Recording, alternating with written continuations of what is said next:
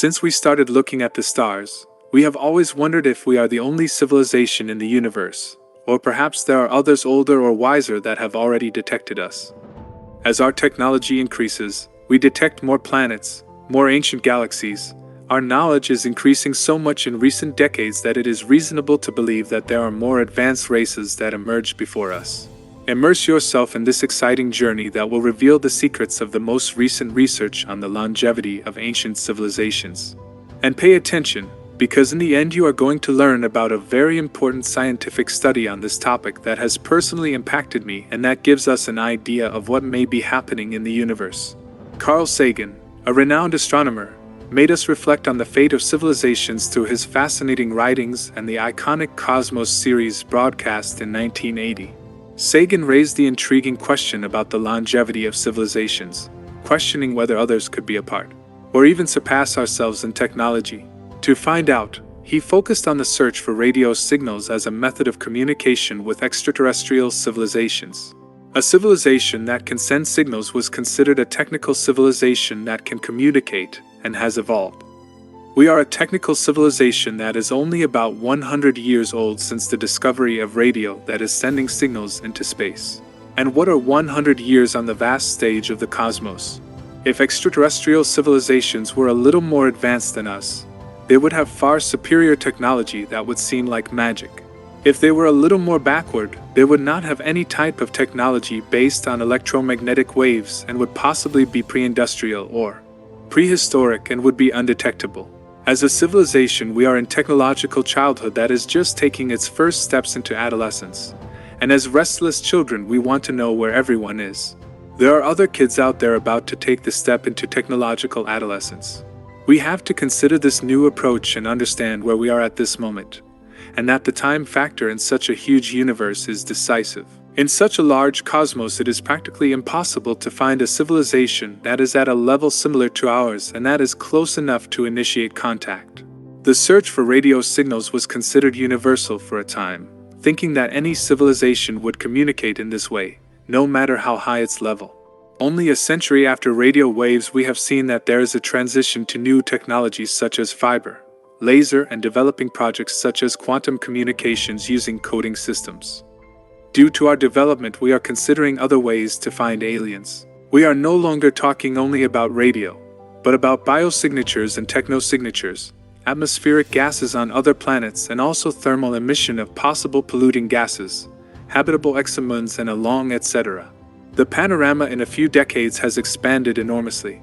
If we consider this new approach, it is obvious to consider that younger civilizations will be more detectable than older and more technological ones.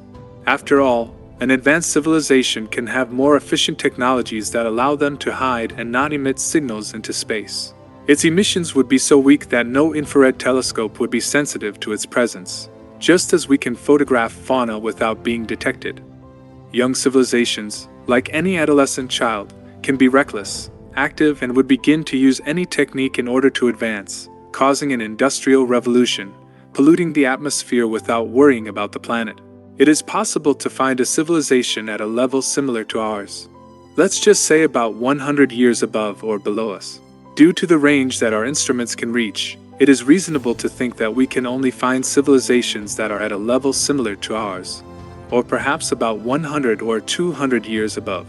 That means that our emerging technologies could only detect the polluting gases of a civilization that has started an industrial revolution. These beings could have discovered electromagnetic waves and emit polluting gases.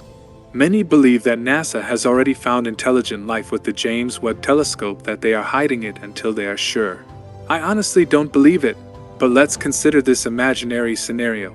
Let's suppose that the James Webb detects polluting gases with the help of other observatories, and they give us indications of biosignatures and technosignatures corresponding to the glow of cities. However, NASA does not know if that civilization is more backward or a little more advanced than us.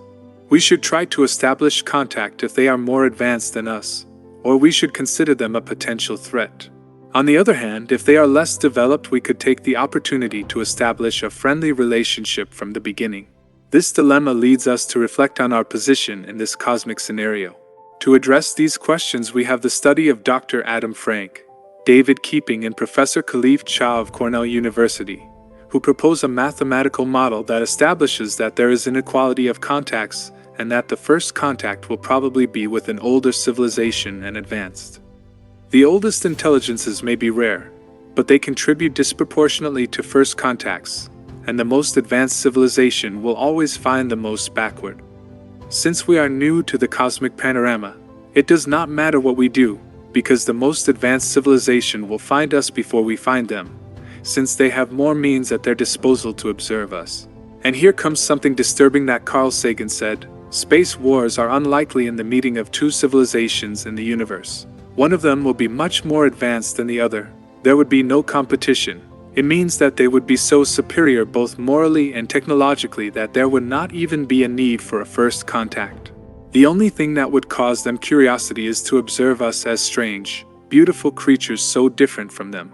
It is true that we do not know all the variables that may exist for an intelligent civilization to develop, and how long they should last. But we do know many data and the history of our planet. We have seen the rise and fall of civilizations throughout history. Great empires that seemed invincible have succumbed with the passage of time. Species that dominated the world have ended up becoming extinct, giving way to more adapted ones. Most species become extinct. Extinction is more the rule than the exception.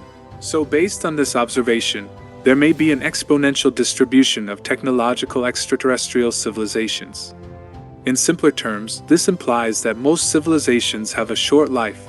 They become extinct due to climatic factors, self-destruction, or other factors, while a few have a very long life. This is because longer civilizations have more time to persist, resulting in a greater probability of finding older civilizations than younger ones at any given time. That means one thing, that most of the civilizations around us are probably older than our own. And although younger civilizations may arise with the same frequency as older ones, their short duration means that they quickly disappear from the scene. Therefore, looking at the civilizations around us, it is likely that most are older than ours. The idea of the exponential distribution of extraterrestrial civilizations is derived from the observation that many phenomena in nature follow exponential distributions, such as the lifespan of species on Earth, or the useful life of some technological products. This concept has profound implications for our understanding of extraterrestrial intelligence and our possibilities for contact. If most nearby civilizations are older and more technologically advanced than ours, we probably have a lot to learn from them. Furthermore, this raises interesting questions about how we might interact with societies that could significantly surpass us in technology and knowledge. The big question is, if we are surrounded by them, why don't they make themselves known? And here we go to something really shocking. James Benford is a PhD physicist from the University of California and believes that aliens are already spying on us. If we are already sending probes to other planets and beyond, we investigate their atmospheres and possible forms of life. We only have to imagine what ancient civilizations could do that will be millions of years ahead of us. They will surely have already launched millions of automatic probes searching the galaxy, and each one of them in a star system. Places such as low Earth orbits, the Moon, and orbital asteroids would be the ideal location. Quasi-satellites would be the best hiding place for spy waves, since they are a type of space rocks that trace stable orbits around the Earth. Today there are 9 of them. From there they can find the most suitable place for an observation base, since the quasi-satellites provide optimal resources and various materials such as solar energy and a firm settlement. There could be spy probes placed thousands of years ago if we didn't know it. If they have been around for a long time, it cannot be ruled out that they have run out of energy and become extraterrestrial relics like our Voyager probes. Benford continues to give ideas to investigate these spy waves. Optical and radio telescopes should be used to check if they are really there. The 2016 HO3 quasi-satellite is the most promising. It is the smallest, most stable and closest to Earth, less than 100 m at 4.9 million kilometers away. Many astronomers and astrophysicists agree with this idea. Like Eamon Cairns, astronomer at the Jodrell Bank Observatory. If there are worlds much more advanced than ours, they probably already know everything about us. If so, they do not intend to harm us or interfere with our development. He believes that the only possibility of finding them is to look for whoever is looking for us, called mutual detectability. At our current level of development, being newcomers, we continue searching for our brothers from the cosmos, and we are getting closer to finding confirmed biosignatures. But to find extraterrestrial relics, we will need more than just observing and dedicating efforts to more specific space programs, and here it is, our beautiful planet that has more and more population and sadly also increases the level of stupidity exponentially. So I address the few intelligent people left in the world who do not stop being curious and asking questions. We are at serious risk of being one of the short-lived civilizations, which on this great journey of learning takes us beyond what is imaginable.